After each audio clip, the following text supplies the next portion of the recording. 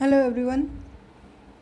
Today we will discuss about Samuel Taylor Coleridge's poem Frost at Midnight. I am Rajni Mina, Assistant Professor, Government College Rawatwata.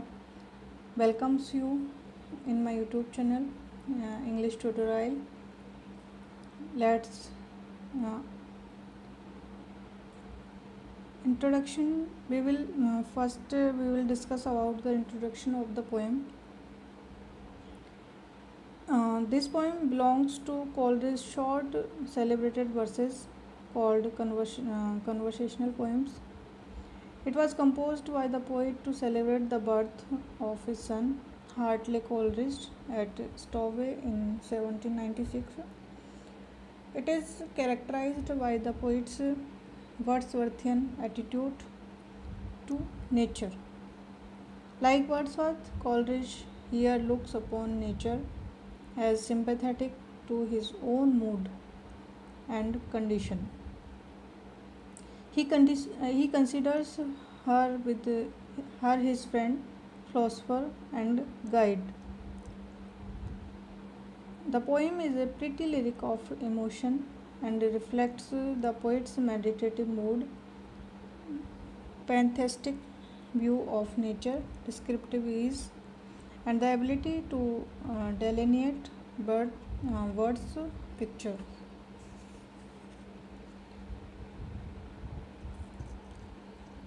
तो ये जो poem है poet ने neither स्टॉवे नामक स्थान पर लिखी थी और इसमें जो पोइट है वो कवि के दर्शन की जो मस्तिष्क वस्तुओं को विचार का खिलौना बना लेता है और उसमें अपने अनुसार अपने उमंगों के अनुसार उसमें अर्थ लगाता है। चलिए पोएम को स्टार्ट करते हैं। The frost performs its secret ministry unhelped by any wind. The owlet cry came loud and hark again loud as before. Ministry मतलब वर्क, आउलेट उल्लू का बच्चा, हार का मतलब होता है सुनो, लिसन। तो जो पोइट है एस.टी. कॉलेरिज वो कह रहा है कि चारों तरफ जो है कोहरा छाया हुआ है, रात का टाइम है और चारों तरफ कोहरा छाया हुआ है और चारों तरफ पूर्ण शांति है। तो जो कोहरा है वो अपना सीक्रेट कार्य कर रहा है। अनहेल्प्ड बाय एनी विंड, बिना किसी सहायता के, किसी हवा के, मतलब हवा भी नहीं चल रही है। द आउलेट्स क्राई, केवल एक ही शोर सुनाई दे रहा है, वो भी उल्लू के बच्चे का। और जो वातावरण है, एटमॉस्फेयर है, उसमें जो चेंजेस हो रहे हैं, सीजन मौसम के जो परिवर्तन हो रहे हैं वो शांति से हो रहे हैं, किसी प्रकार की कोई आवाज़ नहीं है। काम केम लाउड एंड हार्क अगेन, जो कॉलेरिज है वो उसे बहुत ज़ोर से सुन रहा है। लाउड एज बिफोर, पहले की तरह ही तेज। और रात में जो ये आवाज़ है उल्लू के बच्चे की, ये बार बार गूंज रही है। और जो पोइट है, the inmate of my cottage all at rest, कि जो पोइट का जो लोनलीनेस है, एकांत है, एकांत उसको और बढ़ा रही है और सब चारों तरफ शांति है। Have left me to that solitude,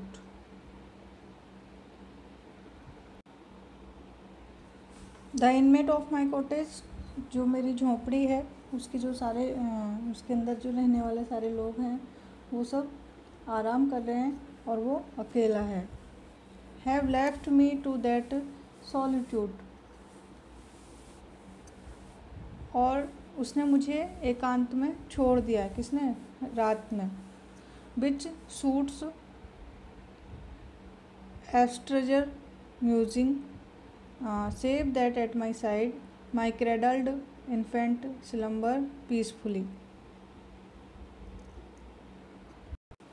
abstract music का मतलब गहन, जो पोइट है वो बहुत ज़्यादा गहन चिंतन करने वाला है। सेव दैट माई साइड, और उसने उसको अकेला बचा रखा है। माई क्रेडल्ड इन्फेंट स्लम्बर पीसफुली, और जो मेरा बेटा है, छोटा बेटा, वो उसके पालने में शांति से सो रहा है। And vexes meditation, it's calm indeed, so calm that it disturbs and vexes meditation with its strange and extreme silenceness. It's calm indeed, मतलब वातावरण में जो शांति छाई हुई है वो बहुत ज़्यादा है, बहुत ज़्यादा शांति छाई हुई है। that it disturbs किए and vexes meditation with its strange extreme silenceness, और ये अत्यधिक शांति है वो खुद ही पोइट को डिस्टर्ब कर रही है। सी हिल वुड, उसके चारों तरफ समुद्र है, पहाड़ है, जंगल है। This populous place sea and hill and wood, और लोगों से भरे हुए गांव उसको प्रतीत हो रहे हैं। वो जानता है कि इन सब स्थानों पर जो लोग रहते हैं वो कुछ ना कुछ करते रहते हैं।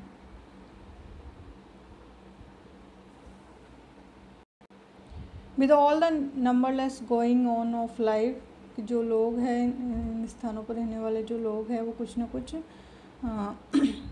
क्रियाएं कर रहे हैं, लेकिन उनकी कोई आवाज़ उसको सुनाई नहीं देती है। इनऑडिबल एज ड्रीम्स, वो बिल्कुल भी उसको सुनाई नहीं दे रही है, और ऐसा लग रहा है कि वो वास्तविक ना होकर के उसके वो ड्रीम की चीज़ें हैं। उसे अजीब लगता है, और वो जो मेडिटेशन वो कर रहा है उसमें उसको डिस्टर्ब होता है। The thin blue flame lies on my blue burnt fire and quivers not only that film which fluttered on the grate। कभी बोल रहा है कि चारों तरफ पूरी शांति है, और पतली सी जो ब्लू फ्लेम है, नीली फ्लेम है, आग की लपट है, जो lies on my low burned fire, जो मेरी मंद जलती हुई आग है, जो उसने फायर जला रखी है, वो and quivers not only that film, वो केवल वो आग उठ रही है, लेकिन वो हिल नहीं रही है, क्योंकि वो हवा नहीं चल रही है, तो वो भी स्थिर है। और जो हिलने वाली वस्तु हैं वो तो केवल जलते हुए कोयले पर राख की पहली पतली सी परत है। विच फ्लटर्ड ऑन द ग्रेट, जो उस ग्रेट पर फ्लटर हो रही है, हिल रही है। Still flutters there the soul unquiet thing, अब वो अभी भी फ्लटर कर रही है। पोइट उसके हिलने को देख रहा है, और उस कोयले की जो फ्लेम है उसके हिलने के अलावा और कुछ भी वहाँ पर मूवमेंट नहीं हो रहा है किसी भी चीज़ का। तो ये जो इससे जो पोइट का अटेंशन है वो उसकी तरफ आकर्षित हो रहा है, उस फ्लेम की तरफ। Methinks its motion in this hush of nature, methinks का मतलब मैं सोचता हूँ कि इट्स मोशन, कि जो कोयले की जो फ्लेम है वो उसकी जो गति है, in this hush of nature, इस शांत नेचर में, हश का मतलब शांत, इस शांत नेचर में gives it dim sympathise with me, और ये मुझे सिंपैथी दे रही है। हु लिव, जो मेरे साथ है, making it A companion form. और ये पोइट जो है वो इस फ्लेम को ही अपना साथी समझ रहा है इस एकांत वातावरण में। हुज पनी फ्लैक्स, जिसकी छोटी छोटी फड़फड़ाहट वो जब करती है, एंड फ्रीक्स, और जो उसकी सनक है, द आइडलिंग स्पिरिट, इस आइडलिंग स्पिरिट की मतलब पोइट की, वो दिखाई दे रही है।